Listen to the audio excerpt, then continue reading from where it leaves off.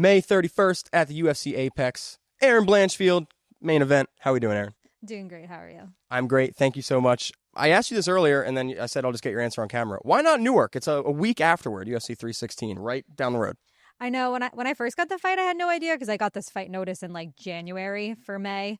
So I didn't know that Newark was going to be the following week, but I'll be there in the crowd supporting, so it'll be fun. And I'll ask you about that later since you'll be in the crowd. But first up, Maycee Barber. I actually saw this announcement and I was like, whoa, I feel like that's like a huge stuff up for Maycee. Didn't realize she was ranked number 4. Had no idea. Like, what are your thoughts on Maycee in this fight? Yeah, I know Macy's like tough. She's been in the UFC for a while, but I've been fighting top 5 for like 2 years straight now, so I feel like I have a lot of experience coming into this fight. I feel like she's coming into that fight with me. It's not the other way around. Do you have any prior experience with Maycee? I don't necessarily know if she's like a loudmouth, but I know she's gotten into it with other girls before. Yeah, well, we were actually matched up like years ago. Like when I fought Miranda, I was actually initially supposed to fight Maycee because I called her out like on Instagram because her opponent fell out. Then I ended up getting the fight, then she pulled out, and I ended up fighting Miranda. And we've kind of had like trash talk like back and forth since the years. So yeah, it'd be fun to actually fight now.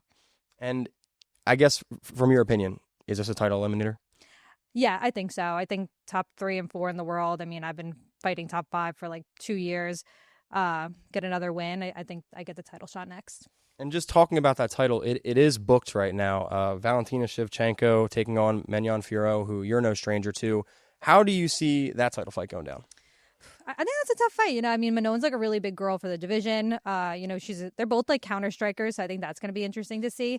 They're both really talented girls. I can see either one winning. So you don't have a definitive pick? Come on, give me something. Just I'm going to make you do it. Okay. Selfishly, I'd like to see Manon win just because, I would like to get that win over her again, and beating her for a title would be awesome. So yeah, I'll go with her. And that was actually my next question. Like, who do you prefer, the rematch or the fresh blood? You said you prefer the rematch, but if Valentina wins, is that still a fight that excites you? Oh, definitely. I've been watching Valentina since I was like in high school, so I'd love to fight her too. I think just getting that win over Manon like in a title fight would be like extra sweet. And Alexa Grasso taking on Natalia Silva as well at UFC 315. That's another one where it could be like a potential title eliminator along with your fight. How do you see that one going? Yeah, I would say if I had to pick, I would think Silva. I think she just has a really like tricky style. She's very fast, and I can see her up winning Alexa. Especially, I wasn't too impressed with Alexa's like last fight against Valentina. I know Valentina is great, but I felt like she kind of gave up on herself in that fight. So if she does something like that again, she's definitely not getting the win. And then let's say, as I mentioned to Fatima in our interview, let's say Weili Zhang does move up, right? She fights the winner of Fiorot and Shevchenko. Would you consider taking on Natalia Silva if she does beat Alexa Grasso in the meantime, or are you really just waiting for the title shot? No, I would fight her in the meantime. I want to get this experience. I'm only 25 still, so I'm still building experience. And when I get that title, I want to keep it, and I don't want to like lose it to anybody just like out of lack of experience. So, yeah, I'm willing to fight everyone. What kind of champion do you want to be? Do you want to be the champion who defends the belt multiple times a year, double champ? Like, what are your thoughts there?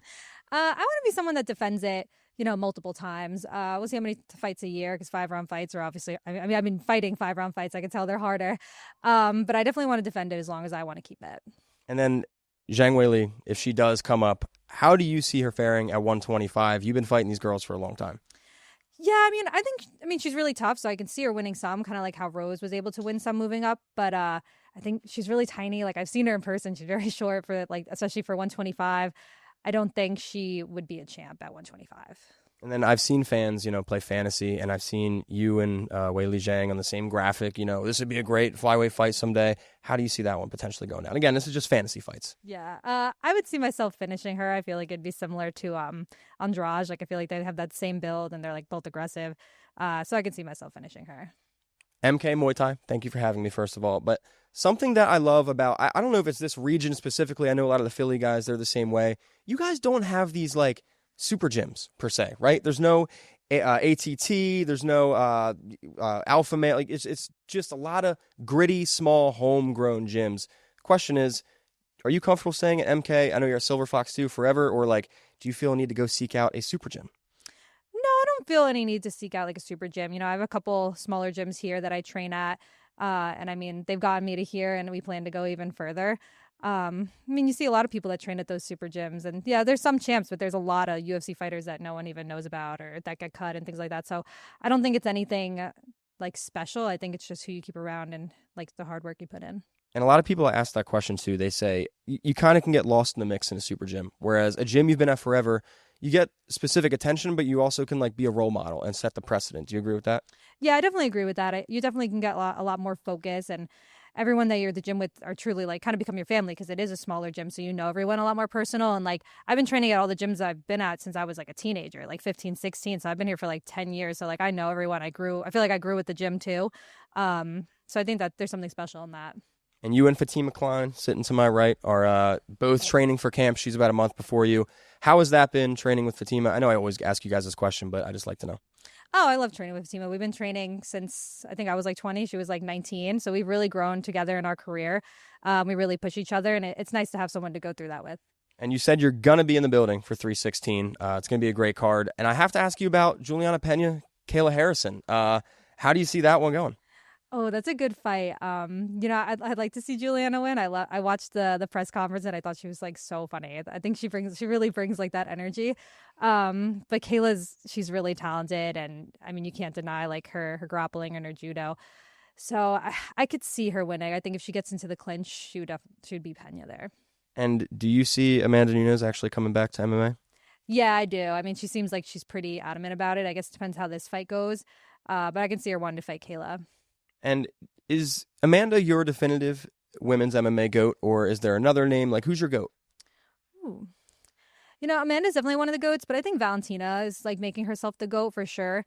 I mean, she's honestly only I know there was one 125 champion prior to her, but she's really been the only one that's been super dominant. So I think she's really making a name for herself. And Erin, before I get you out of here, tons of fans, a lot of people excited for this one, and hopefully a title fight soon. Anything you'd like to say to everybody? Yeah, just thank you for all the support, and I love you guys. Ladies and gentlemen, do not miss it. May 31st at the Apex. Main event, Erin Blanchfield looking to get that W. Erin, thank you so much.